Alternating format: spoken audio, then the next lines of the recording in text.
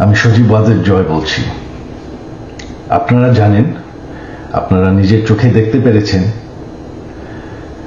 যে জাতির জনক, জাতির পিতা বঙ্গবন্ধুর বাসা, সেই ঐতিহাসিক ৩২ নম্বরকে পুড়িয়ে ফেলা হয়েছে।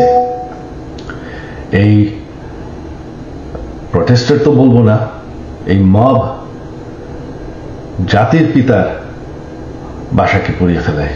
সেই বাসা যেখানে বঙ্গবন্ধুকে হত্যা করা হয়, বঙ্গবন্ধুর আমার পুরা পরিবারকে হত্যা করা হয়, যেই বাসা ৭৫-এর খুনিরাও ধ্বংস করার সাহস পায়নি, যেই বাসা এখন এতদিন ওনার মিউজিয়াম ছিল, সেই বাসাকে তারা পুড়িয়ে ফেলেছে।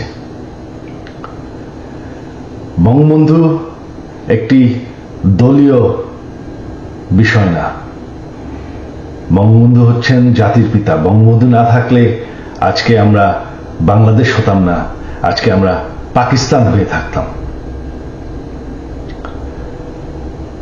আপনারা জানেন সামনে 15ই আগস্ট, সেই কালো রাত, যেই রাত্রে বঙ্গবন্ধু এবং আমার পরিবারকে হত্যা করা হয়।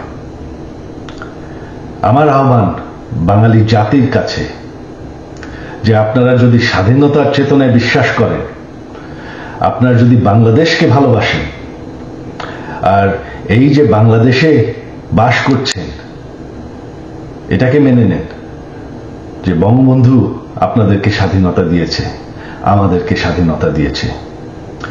এই 15ই আগস্ট আমার আহ্বান আপনাদের প্রতি, শান্তিপূর্ণভাবে ৩২ নম্বরে গিয়ে ফুল দিয়ে আসবেন, দোয়া করবেন বঙ্গবন্ধুর জন্য, স্বাধীনতার চেতনার জন্য এবং আমার পরিবারের জন্য।